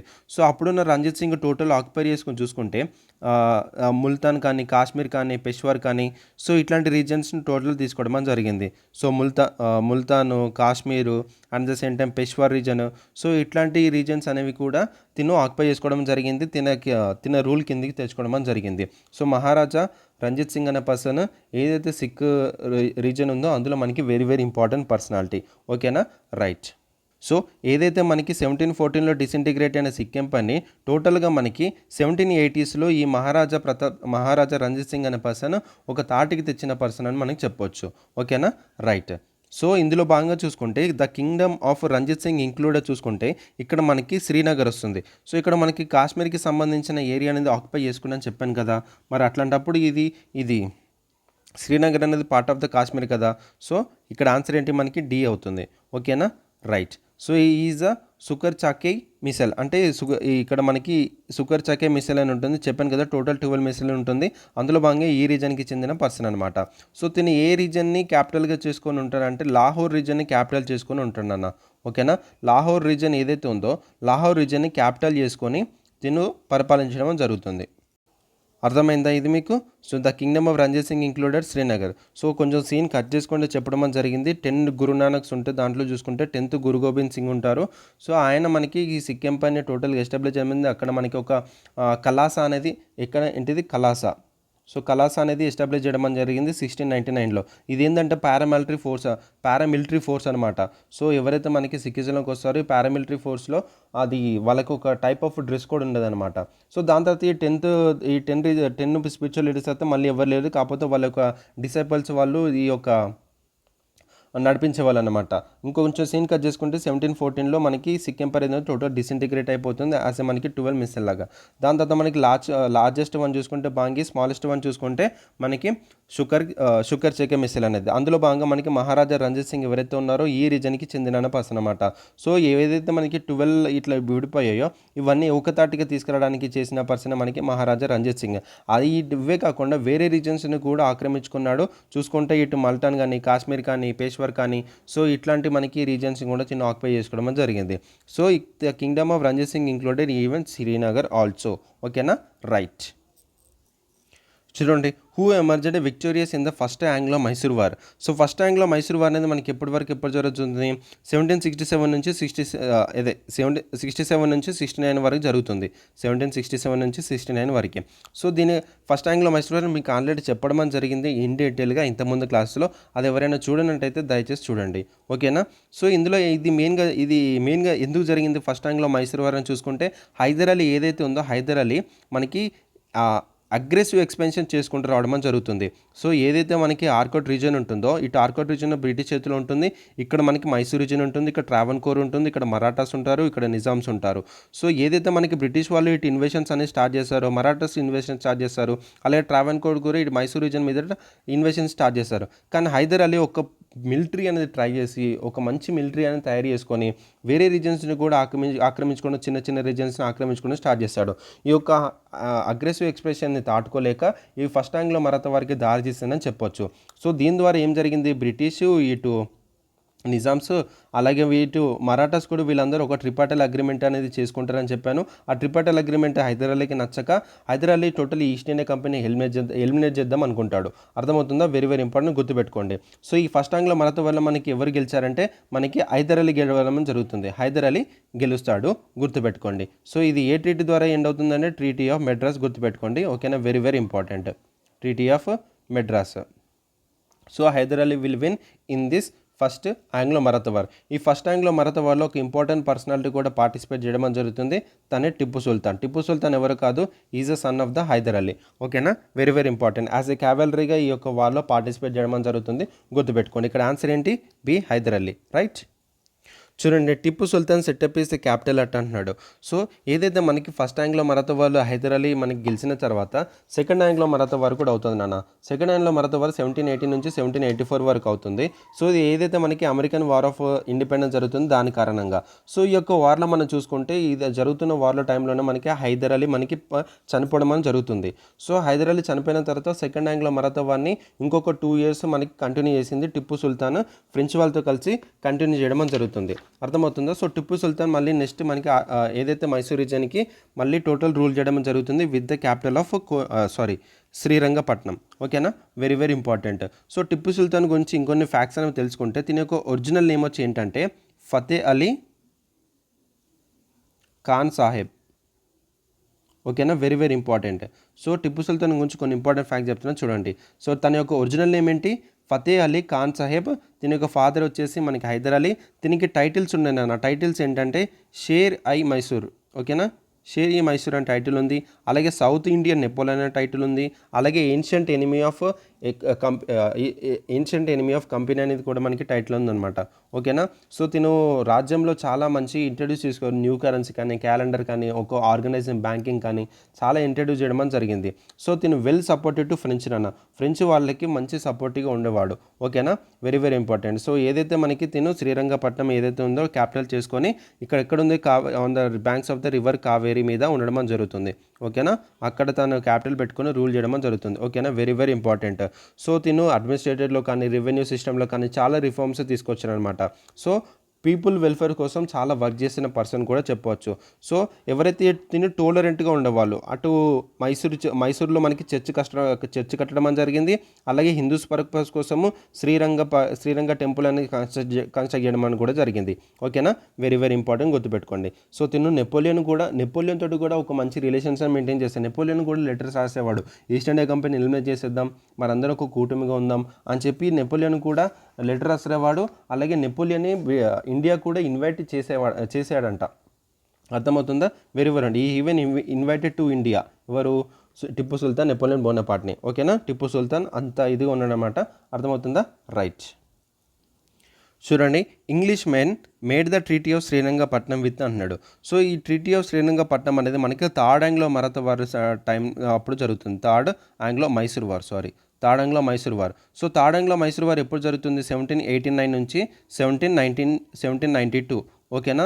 సో దీని గల రీజన్ ఏంటంటే టిప్పుస్ స్ట్రెంథనింగ్ ఆర్మీ, ఏదైతే మనకి టిప్పు సుల్తాన్ ఆర్మీని స్ట్రెంథన్ చేసుకుంటున్నాడు. అలాగే తిను ఏదైతే మనకి మైసూరు, ఇటు ఆర్కోట్, ఇక్కడ ట్రావెన్కోర్ ఉంటుంది. ట్రావెన్కోర్ రీజన్ని ఇది మనకి బఫర్ స్టేట్గా ఉండడం అని జరిగింది. సో ఇట్లాంటి బఫర్ స్టేట్స్ అని మనం ఫస్ట్ ఆక్యుపై చేసుకోవాలని చెప్పి టిప్పు ఒక మంచి స్ట్రెంథనింగ్ ఆర్మీ చేసుకొని ఈ ట్రావెన్కోర్ మీద పడ్డమని జరుగుతుంది. సో అప్పుడే ఇదే ఆపర్చునిటీ తీసుకొని ఇప్పుడు East India Company and Nizams, Marathas, Travancore versus Tipu Sultan జరుగుతుంది వార్ అనేది. ఇది third Anglo Maratha war, very very important. So ఇందులో మనకి వీళ్ళు గెలవడం అని జరుగుతుంది, టిప్పు సుల్తాన్ ఓడిపోవడం అని జరుగుతుంది. ఓకేనా. సో ఇదే మనకి థర్డ్ ఆంగ్లో మరాఠా వార్ అనేది మనకి ట్రీటీ ఆఫ్ శ్రీరంగపట్నం తోటి ఎండ్ అవడం అని జరుగుతుంది. ఓకేనా, వెరీ వెరీ ఇంపార్టెంట్. సో ఎప్పుడు జరుగుతుంది? 1792లో జరుగుతుంది. సో ఈ ట్రీటీ ఆఫ్ శ్రీరంగపట్నం ద్వారా ఏమవుతుంది? సో టిప్పు సుల్తాన్ ఎవరైతే ఉన్నారో వారికి ఏదైతే జరుగుతుందో దానికి కంపెన్సేట్ చేయడానికి 3 కోట్ల రూపాయలు అనేది ఈఐసికి ఇవ్వాలని చెప్పడం అని జరుగుతుంది ఈస్ట్ ఇండియా కంపెనీ. సో అలాగే ఈ 3 కోట్లు కట్టలేక ఏం చేస్తాను, 3 కోట్లు ఒక ఇన్స్టాల్మెంట్లో కట్టాలని చెప్పి ఎవరైతే టిప్పు సుల్తాన్కి 2 సన్స్ ఉంటారో 2 సన్స్ని ఈస్ట్ ఇండియా కంపెనీ పట్టుకెళ్ళడం అని జరుగుతుంది. ఈ 3 కోట్లు కట్టిన తర్వాత మీ 2 సన్స్ని విడిపిస్తా అని చెప్పి. సో ఇంత ఇది ఉందన్నమాట, అర్థమవుతుందా? సో ఈ యొక్క వార్లో టిప్పు సుల్తాన్ కొన్ని టెరిటరీస్ని కూడా లాక్కోవడం అని జరిగింది. అలాగే కూర్గ్ ఏదైతే ఉందో ఈ టైంలోనే మనకి థర్డ్ ఆంగ్లో మరాఠా వార్ టైంలోనే మనకి కూర్గ్ ఏదైతే ఉందో కూర్గ్ రీజన్ అనేది ఇండిపెండెంట్ ప్రకటించుకోవడం అని జరిగింది. వెరీ వెరీ ఇంపార్టెంట్, గుర్తుపెట్టుకోండి. ఓకేనా. సో మైసూర్ నుంచి ఇది పార్ట్ ఆఫ్ మైసూర్గా ఉండేది, కూర్గ్ రీజన్ అనేది ఇండిపెండెంట్ ప్రకటించుకోవడం అని జరిగింది థర్డ్ ఆంగ్లో మైసూర్ వార్. ఓకేనా, ఈ టైంలో రైట్ అర్థమైందా? Treaty of Srirangapatna was done with Tipu Sultan. ఓకేనా, వెరీ వెరీ ఇంపార్టెంట్. మనకి సెకండ్ ఆంగ్లో మరాఠా వార్లోనే మనకి హైదర్ అలీ చనిపోతానన్న, అర్థమవుతుందా? సెకండ్ ఆంగ్లో మైసూర్ వార్లోనే మనకి హైదర్ అలీ చనిపోవడం అని జరుగుతుంది, గుర్తుపెట్టుకోండి. సో ఇక్కడ డూప్లెక్స్ ఎవరైతే ఉన్నారో డూప్లెక్స్ అసలు మనకు సంబంధం లేదు, తిని ఫ్రెంచ్కి సంబంధించిన పర్సన్. మరి అట్లాంటప్పుడు ట్రీటీ ఆఫ్ శ్రీరంగపట్నం ఎట్లా చెప్పుకుంటాడు కదా? సో ఈ టిప్పు సుల్తానిజం మనకి కరెక్ట్ ఆన్సర్. ఓకేనా, చూడండి, match the list one the list and select the correct answer using the code given below. So treaty of Allahabad, treaty of Mangalore, treaty of Salbai, treaty of Madras, very very important. So treaty of Allahabad ఏంది? Treaty of Allahabad ఇది మనకి battle of Buxar ఏదైతే ఉందో మనకి 1764లో and October 22న జరుగుతుంది. ఓకేనా, very very important, గుర్తుపెట్టుకోండి. So దీని యొక్క outcome battle of Buxar outcome మనకి ట్రీటీ ఆఫ్ అలహాబాద్. ఓకేనా, వెరీ వెరీ ఇంపార్టెంట్. దీని ద్వారా ఏం జరుగుతుంది? ఏదైతే మనకి ఒరిస్సా, బెంగాల్, బీహార్ ఉందో దీని మీద మనకి దివానీ రైట్స్ రావడం జరుగుతుంది ఈస్ట్ ఇండియా కంపెనీకి. సో ఇది ఎవరు సైన్ చేయడం జరుగుతుంది? రాబర్ట్ క్లైవ్ చేయడం జరుగుతుంది with the Shah Alam two Mughal emperor. ఓకేనా, గుర్తుపెట్టుకోండి. సో ట్రీటీ ఆఫ్ అలహాబాద్ ఏ ఇయర్లో జరుగుతుంది? 1765లో జరుగుతుంది. ఓకేనా, very very important. So next treaty of Mangalore. So treaty of Mangalore అనేది మనకి సెకండ్ ఆంగ్లో మరాఠా వార్కి చెందిందనమాట. సెకండ్ ఆంగ్లో మరాఠా వార్ అనేది మనకి 1780 నుంచి 1784 జరుగుతుంది. సెకండ్ ఆంగ్లో మరాఠా వార్ జరగల రీజన్ ఏంటంటే అమెరికన్ వార్ ఆఫ్ ఇండిపెండెన్స్. ఏదైతే బ్రిటిష్ కాలనీగా ఉందో అమెరికా, సో అప్పుడు వాళ్ళ మీద పోరాడి అమెరికన్ అప్పుడు వార్ ఆఫ్ ఇండిపెండెన్స్గా పోరాడడం అని జరుగుతుంది. ఓకేనా, ఎప్పుడు 1776లో. ఓకేనా, వెరీ వెరీ ఇంపార్టెంట్. సో ఈ యొక్క ఇంపాక్ట్ అనేది ఇప్పుడు ఎవరి మధ్య జరుగుతుంది? అటు అమెరికా మధ్య, అటు బ్రిటిష్ మధ్య. సో ఇక్కడ అమెరికాకి హెల్ప్ చేసిన పర్సన్ ఎవరు? ఫ్రెంచ్. సో ఫ్రెంచ్ ఇటు బ్రిటిష్ ఎవరైతే కొట్టుకున్నారో దాని యొక్క ఇంపాక్ట్ అనేది ఇండియా దాకా వచ్చిందనమాట. సో దాని తర్వాత ఈస్ట్ ఇండియా కంపెనీ ఫోర్సెస్ ఏవైతే ఉన్నాయో ఇండియాలో ఉన్న ఫ్రెంచ్ ఫోర్స్ అనేవి ఫ్రెంచ్ పోర్ట్ అనేది ధ్వంసం చేయడం అని జరిగింది. ఆ ఫ్రెంచ్ ఫోర్ట్ మనకి ఏదైతే మనకి మైసూర్ రీజన్లో ఉన్న ఒక ఇంపార్టెంట్ పోర్ట్ అనమాట అది. సో అప్పుడు మనకి హైదర్ అలీ ఉండాడు. సో హైదర్ అలీ అరే నా పోర్ట్నే చేసేవారని చెప్పి ఈస్ట్ ఇండియా కంపెనీ మీద పడడం అని జరిగింది. సో అప్పుడు హైదర్ అలీ ఆర్కోట్ రీజన్ ఏదైతే ఉందో ఆక్యుపై చేసుకుందాం అనుకుంటాడు. కానీ ఆ సార్ అయ్యర్ కోట్ ఉంటారు, ఆయన పేరేంటి? సార్ అయ్యర్ కోట్, గుర్తుపెట్టుకోండి. సో ఈ సార్ అయ్యర్ కోట్ తోటి హైదర్ అలీ వార్ పెట్టుకోవడం అని జరుగుతుంది. ఈ వార్లో హైదర్ అలీకి చాలా దెబ్బలు జరుగుతాయి. దెబ్బలు తగిలిన తర్వాత 1782లో తిని చనిపోవడం అని జరుగుతుంది. సో 1782 చనిపోయిన తర్వాత టిప్పు సుల్తాన్ ప్లస్ ఫ్రెంచ్ ఏం చేస్తారు? ఈ యొక్క వార్ని 1784 దాకా కంటిన్యూ చేయడం అని జరుగుతుంది. సో అర్థమవుతుందా? సో ఈ యొక్క వార్ అనేది టోటల్గా ఎట్లా ఎండడం అని జరుగుతుంది అంటే ట్రీటీ ఆఫ్ మ్యాంగ్లూర్ తోటి ఎండడం అని జరుగుతుంది. ఓకేనా, very very important. So treaty of Mangalore అని ఎప్పుడు జరిగింది? 1784లో జరిగింది. ఓకేనా, సో ట్రీటీ ఆఫ్ మ్యాంగ్లూర్ ఎప్పుడు? ట్రీటీ ఆఫ్ మ్యాంగ్లూర్ 1784లో ఎండ్ అయింది. ఓకేనా, సెకండ్ ఆంగ్లో మైసూర్ వారికి చెందిందనమాట ట్రీటీ ఆఫ్ మ్యాంగ్లూర్ అనేది. ఓకేనా, వెరీ వెరీ ఇంపార్టెంట్, గుర్తుపెట్టుకోండి. Right, next treaty of Salbai. Treaty of Salbai ఏంటంటే మనకి ఫస్ట్ ఆంగ్లో మరాఠా వారికి చెందిందనమాట. ఫస్ట్ ఆంగ్లో మరాఠా వారు ఎప్పుడు జరిగింది 1775 నుంచి మనకి 1782 వరకు జరిగింది. ఫస్ట్ ఆంగ్లో మరాఠా వారు 1775 నుంచి 1782 వరకు జరిగింది. నేను ఆల్రెడీ డిస్కస్ చేయడం అని జరిగింది. ఈ రఘోబ్ ఎవరైతే ఉంటారో పేష్వా అవ్వాలనుకుంటాడు, ఈస్ట్ ఇండియా కంపెనీ తోటి ట్రీటీ ఆఫ్ సూరత్ చేసుకుంటాడు. దాని తర్వాత మళ్ళీ ఎవరైతే వారన్ హస్టింగ్స్ ఉంటాడో వారన్ హస్టింగ్స్ నచ్చదు. వారన్ హస్టింగ్స్ నచ్చకపోతే మళ్ళీ నానా ఫద్వనీస్ తోటి మళ్ళీ ట్రీటీ ఆఫ్ పురందర్ చేసుకుంటారు. ట్రీటీ ఆఫ్ పురందర్ నానా ఫద్వనీస్ టోటల్గా వాళ్ళు వాయిలేట్ చేయడం జరుగుతుంది. వాయిలేట్ చేసిన తర్వాత ఏం జరుగుతుంది, ఒక వార్ జరుగుతుంది. వార్లో మనకి ఎవరైతే నానే ఫద్వనీస్ ఉంటారో వాళ్ళు పేష్వాలు గెలవడం జరుగుతుంది. గెలిచిన తర్వాత వారన్ హస్టింగ్స్ మళ్ళీ నచ్చదు. ఒక హ్యూజ్ ఆర్మీని పంపించడం జరుగుతుంది వారన్ హస్టింగ్స్ ఇక్కడికి మరాఠా ఎంపైర్కి. దాని తర్వాత ఇక్కడ ఏం జరుగుతుంది, ఈస్ట్ ఇండియా కంపెనీ గెలవడం అని జరుగుతుంది. సో దాని తర్వాత మనకి జరిగేది ట్రీటీ ఆఫ్ సాలబై అనమాట. ట్రీటీ ఆఫ్ సాలబై, ఓకేనా, very very important. So first Anglo Maratha వారికి చెందిన ట్రీటీస్ ఏవని చూసుకుంటే treaty of Surat, treaty of Purandar, treaty of Salbai. So ఈ 3 ట్రీటీస్ అని ఉంటాయి, ఓకేనా. సో ఇలా అడుగుతాడు ఫస్ట్ ఆంగ్లో మరాఠా వారికి ట్రీటీస్, ఫస్ట్ ఆంగ్లో మరాఠా వారిలో జరిగిన ట్రీటీస్ ఏంటని అడిగితే మీరు చెప్పాలి treaty of Surat, treaty of Purandar, treaty of Salbai, ఓకేనా. సో ఈ ట్రీటీ ఆఫ్ సాలబై ఎప్పుడు జరిగిందంటే మనకి 1782లో జరిగింది, ఓకేనా. వెరీ వెరీ ఇంపార్టెంట్, గుర్తుపెట్టుకోండి. సో ట్రీటీ ఆఫ్ సాలబై ఎప్పుడు జరిగింది, 1782లో జరిగింది, ఓకేనా. మనకి సిఏ అనేది ఆన్సర్ వచ్చేసింది ఆల్రెడీ. సో ఇప్పుడు నెక్స్ట్ చూసుకుంటే మనకి ట్రీటీ ఆఫ్ మెడ్రాస్. సో నేను ఇంతకుముందే చెప్పాను ఫస్ట్ ఆంగ్లో మైసూర్ వార్ ఏదైతే ఉందో ఫస్ట్ ఆంగ్లో మైసూర్ వారికి చెందిన ట్రీటీయే మనకి ట్రీటీ ఆఫ్ మెడ్రాస్. 1767 నుంచి మనకి 1769 వరకు జరుగుతుంది. సో హైదరాబాద్ అగ్రెసివ్ ఎక్స్పెన్షన్ ఏదైతే ఉందో, త్రిపార్టీల అగ్రిమెంట్ ఏదైతే ఉందో, హైదరాబాద్ మోటర్లో టోటల్గా ఈఎస్సీ కంపెనీ ఎలిమినేట్ చేద్దాం అనుకుంటాడు. వార్ మీద వార్ అవుతుంది. ఈ వార్లో మనకి ఫస్ట్ ఆంగ్లో మైసూర్ వల్ల హైదరాబాద్ గెలవడం అని కూడా జరుగుతుందని చెప్పాను. సో గెలిచిన తర్వాత మనకి ట్రీటీ ఆఫ్ మెడ్రాస్ జరుగుతుంది అని చెప్పడం అని జరిగింది, ఓకేనా. Very very important. సో ఇది ఎప్పుడు 1769లో జరుగుతుంది. సో ట్రీటీ ఆఫ్ మెడ్రాస్ 1769 మనకి 4 ఈజ్ మనకి కరెక్ట్ ఆన్సర్, ఓకేనా. అర్థమైందా? ఎవ్రీథింగ్ ఇట్లా ఒక స్ట్రక్చర్ వెళ్ళి చదువుకున్నానా మీకు అర్థమవుతుంది. చూడండి, which of the following is correctly matched అంటున్నాడు. First Anglo Mysore war, second Anglo Mysore war, third Anglo Mysore war, fourth Anglo Mysore war. నేను ఆంగ్లో మైసూర్ వార్ గురించి చాలా డీటెయిల్గా ఇంతకుముందు వీడియోలో చెప్పాను, అది చూడండి అన్న, ఓకేనా. సో కొంచెం గ్లిమ్స్గా చెప్తాను చూడండి. ఫస్ట్ ఆంగ్లో మైసూర్ వార్ అయితే మనకి 1767 నుంచి 1769 వరకు జరుగుతుంది, ఓకేనా. సో దీనిగల రీజన్ నేను చెప్పాను, హైదరాబాద్ ఏదైతే అగ్రెసివ్ ఎక్స్పెన్షన్ ఉందో అది నచ్చక మరాఠాస్ ఎవరైతే ఉన్నారో మరాఠాస్ వీళ్ళు టోటల్గా అగ్రిమెంట్ చేసుకోవడం అని జరుగుతుంది, ఓకేనా. సో ఇటు మరాఠాస్, నిజామ్స్, ఇటు అలాగే ఆర్కాట్ రీజన్ ఉన్న బ్రిటిష్ వాళ్ళు, ఓకేనా, వీళ్ళందరూ కూటమికి ఏర్పడి ఒక ట్రిపార్టీల అగ్రిమెంట్ చేసుకుంటారు. ఆ ట్రిపార్టీల అగ్రిమెంట్ హైదరాబాద్ ఎవరైతే ఉంటారో మైసూర్లో దీనికి నచ్చకపోతే ఎవరైతే హైదరాబాద్ ఉంటారో ఈ యొక్క బ్రిటిష్ రీజన్ టోటల్గా సిఐసి ఉండొద్దని చెప్పి సదర్న్ రీజన్లో అనుకుంటాడు. సో అప్పుడు 1767 నుంచి 69 వరకు ఒక వార్ అనేది జరుగుతుంది. సో ఇందులో వాళ్ళు మనకి హైదరాబాద్ ఎవరైతే ఉన్నారో తను గెలవడం అని జరుగుతుంది. సో అట్లాంటప్పుడు హైదరాబాద్ వాజ్ డిఫీటెడ్ ఎట్లా అవుతుంది, సో మనకి ఏ అనేది మనకి తప్పవుతుంది. So first Anglo Mysore war అనేది ఏ ట్రీటీ తోటి ఎండ్ అవుతుంది, ట్రీటీ ఆఫ్ మెడ్రాస్, గుర్తుపెట్టుకోండి, ఓకేనా. ఇది first one. Next second Anglo Mysore war. Second Anglo Mysore war అని మనకి ఎప్పుడు జరుగుతుంది, 1780 నుంచి 84 వరకు జరుగుతుంది. దీనికి గల రీజన్ ఏంటంటే ఏదైతే మనకి అమెరికన్ వార్ ఆఫ్ ఇండిపెండెన్స్ ఉంటుందో అదనమాట. సో అమెరికా అప్పుడు మనకి బ్రిటిష్ కాలనీగా ఉండేది. సో అప్పుడు బ్రిటిష్ వాళ్ళ మీద నుంచి ఇండిపెండెన్స్ తెచ్చుకోవాలని చెప్పి వాళ్ళ ఫ్రీడమ్ కోసం ఫైట్ చేయడం అని జరిగింది. అప్పుడు అమెరికా వర్సెస్ మనకి బ్రిటిష్ జరిగింది. సో అప్పుడు అమెరికాకి హెల్ప్ చేసిన పర్సన్ ఎవరంటే ఫ్రెంచ్ హెల్ప్ చేయడం జరిగింది. సో దీని యొక్క ఇంపాక్ట్ అనేది మన ఇండియా వరకు రావడం అని జరిగింది. సో అప్పుడు చూసుకుంటే ఈస్ట్ ఇండియా కంపెనీ ఏదైతే ఉందో ఈస్ట్ ఇండియా కంపెనీ ఫ్రెంచ్కి సంబంధించిన ఫోర్ట్స్ మీద కానీ పోర్ట్ మీద కానీ వాళ్ళు అటాక్ చేయడం జరిగింది, క్యాప్చర్ చేసుకున్నారు. సో ఏదైతే మనకి మైసూర్ చెందిన ఒక పోర్ట్ ఉంటుంది ఇక్కడ మాహే అని, సో మాహే పోర్ట్, ఆ మాహే పోర్ట్ని ఈస్ట్ ఇండియా కంపెనీ టోటల్గా క్యాప్చర్ చేసుకోవడం జరిగింది. హైదర్ అలీ ఇక్కడ మైసూర్ రీజన్ ఉన్నాడు కదా, ఈ హైదర్ అలీకి ఈస్ట్ ఇండియా కంపెనీ మీద కోపం వస్తుంది.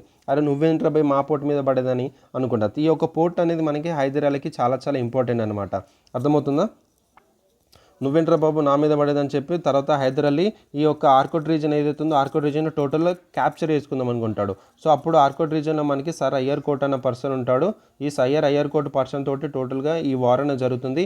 ఈ వార్లో హైదర్ అలీకి చాలా దెబ్బలు అనేవి జరుగుతాయి, అర్థమవుతుందా, చాలా దెబ్బలు జరుగుతాయి.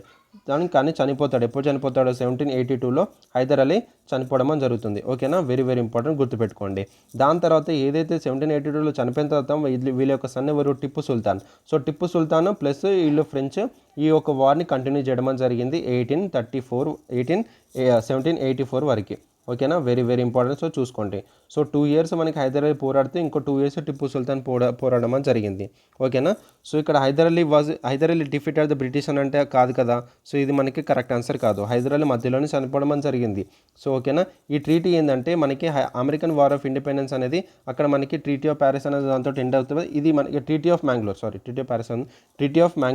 సో ఏదైతే సెకండ్ ఆంగ్లో మైసూర్ వార్ దేంతో ఎండ్ అవుతుంది, ట్రీటీ ఆఫ్ మ్యాంగ్లూర్. ఓకేనా, వెరీ వెరీ ఇంపార్టెంట్, గుర్తుపెట్టుకోండి. ఎప్పుడు సైన్ అవుతుంది ఇది మనకి 1784లో. ఓకేనా, వెరీ వెరీ ఇంపార్టెంట్. ఇది సెకండ్ ఆంగ్లో మరాఠా వార్. మరి థర్డ్ ఆంగ్లో మైసూర్ వార్ ఏంటి, నాకేంటో మరాఠా వచ్చేస్తుంది. ఓకేనా, థర్డ్ ఆంగ్లో మైసూర్ వార్ వచ్చేసి మనకి 1790 నుంచి 1792 వరకు జరుగుతుంది.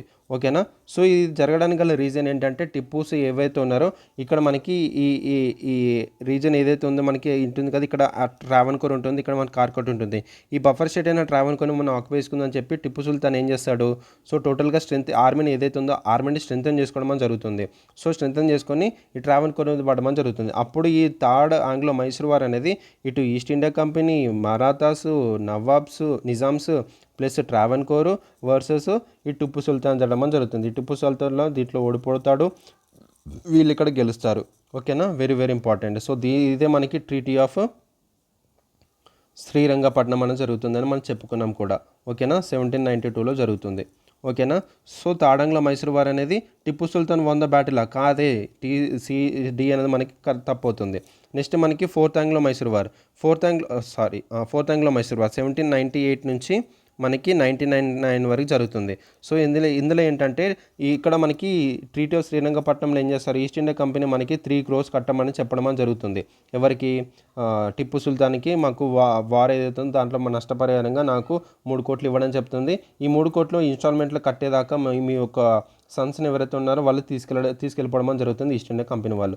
ఓకేనా, సో ఈ ఫోర్త్ ఆంగ్లో మైసూర్ వాళ్ళు 1789 నుంచి 1799 వరకు టిప్పు సుల్తాన్ వేరే ఎవరైతే మనకి బ్రిటిష్ అగెన్స్టే ఉంటారో కంట్రీస్, అరబ్స్ కానీ, టర్క్స్ కానీ, ఆఫ్ఘన్ కానీ, సో ఇట్లాంటి వాటికి లెటర్ రాసేవాళ్ళు అనమాట. ఏం లెటర్ రాశారంటే ఈస్ట్ ఇండియా కంపెనీ ఏదైతే ఉందో టోటల్గా ఎలిమినేట్ చేద్దామని. సో అట్లాంటి లెటర్స్ ఈవెన్ నెపోలియన్ బోనపార్ట్ కూడా మనకి లెటర్ రాసేవాడు అనమాట. సో ఇక్కడ ఫోర్త్ ఆంగ్లో మైసూర్ వార్ చూసుకుంటే ఏం జరిగిందంటే ఇక్కడ మనకి ఒక రిచర్డ్ వెల్లెస్లీ అనే పర్సన్ రావడం జరుగుతుంది. సో రిచర్డ్ వెల్లెస్లీ ఏంటంటే మనకి సో సబ్సిడరీ అలయన్స్ని సైన్ చేయండి అని తీసుకురావడం జరుగుతుంది. సో ఫోర్స్ఫుల్గా ఈ సబ్సిడరీ అలయన్స్ని ఈ మైసూర్ రీజన్ తోటి సైన్ చేద్దామని అనుకుంటాడు. కానీ ఈ నువ్వేంట్రా బాబు నా మీదకి వచ్చి రూల్ చేయడం అని చెప్పి ఇది ఎవరు, టిప్పు సుల్తాన్. సో అప్పుడు దీని మీద వార్కి వెళ్ళడం అని జరుగుతుంది. ఓకేనా, very very important. So subsidiary alliance గురించి నేను చెప్పుకుంటూ వస్తున్నాను. ఫస్ట్ ఎవరు ఇంట్రొడ్యూస్ జరుగుతుంది, డూప్లెక్స్ ఎవరైతే ఉంటారో ఫ్రెంచ్ గవర్నర్ అయిన డూప్లెక్స్ తను ఇది ఇంట్రొడ్యూస్ చేయడం జరుగుతుంది. సో కొన్ని చేంజెస్తో రిచర్డ్ వెల్లెస్లీ ఎవరైతే ఉన్నారో చేంజెస్ తీసుకొచ్చి సబ్సిడరీ అలయన్స్ని ఇంట్రొడ్యూస్ చేయడం జరుగుతుంది. వేరే రీజన్స్ తోటి కూడా సైన్ చేద్దామని ఫోర్స్ఫుల్గా చేస్తారు. సో మనకి ఫస్ట్ ప్రిన్స్లీ స్టేట్ ఎవరు మనకి సైన్ చేయడం అని జరిగిందంటే నిజాం మనకి సైన్ చేయడం అని జరిగింది. వెరీ వెరీ ఇంపార్టెంట్, గుర్తుపెట్టుకోండి. ఓకేనా, రైట్. దాని తర్వాత మనకి మైసూరు కూడా మన సబ్సిడరీ అలయన్స్ని చేయాలని చెప్పి అనుకుంటాడు. కానీ టిప్పు సుల్తాన్ ఒప్పుకోడు. He don't want to sign the subsidiary alliance. So దాని తర్వాత ఏం జరుగుతుంది, వార్ జరిగిన తర్వాత టిప్పు సుల్తాన్ ఈ ఒక వార్లో చనిపోవడం అని జరుగుతుంది. So Tipu was defeated and was killed. So D అనేది మనకి కరెక్ట్ ఆన్సర్ అవుతుంది. సో ఇట్లా చనిపోతారు. ఏదైతే మనకి మైసూర్ రీజన్ ఉందో ఇక్కడ మనకి మైసూర్ రీజన్ ఉంటుంది కదా, ఈ మైసూర్ రీజన్ని వాళ్ళు టోటల్గా షేర్ చేసుకోవడం అని జరిగింది టెరిటరీస్ని. అర్థమైందా? సో ఇది నాన్న first, second, third, fourth Anglo Mysore wars మళ్ళీ ఇక్కడ కూడా చెప్పడం అని జరిగింది. ఓకేనా, రైట్. సో అర్థమైందా మీకు? ఇది క్లియర్. ఇంకా క్లియర్గా అర్థం కావాలంటే మీకు ఇంతకుముందు ఉన్న వీడియోస్ చూడండి. ఓకేనా, సో నా యొక్క ఎక్స్ప్లెనేషన్ అనేది మీకు ఎట్లా ఉందనేది కూడా నాకు కామెంట్ సెక్షన్లో తెలపండి. సో ఇది మళ్ళీ నేను ఎందుకు చెప్తానంటే మీకు గుర్తుండిపోవాలని. సో మోడర్న్ హిస్టరీ నుంచి ఒక్క క్వశ్చన్ కూడా పోకూడదు. ఇంకో కొన్ని సెషన్స్ చేస్తాను, ఇంట్లోనే కాంప్రహెన్సివ్గా మాట్లాడుకుందాం. ఓకేనా, ఇంకో క్వశ్చన్ చూద్దాం. చూడండి, consider the following statements. In the third battle of Panipat Ahmad Shah Abdali defeated Ibrahim Lodi అంటున్నాడు. So Tipu Sultan was killed in the third Anglo Maratha war అని చెప్పాడు. సో నేను ఇంతకుముందే చెప్పాను.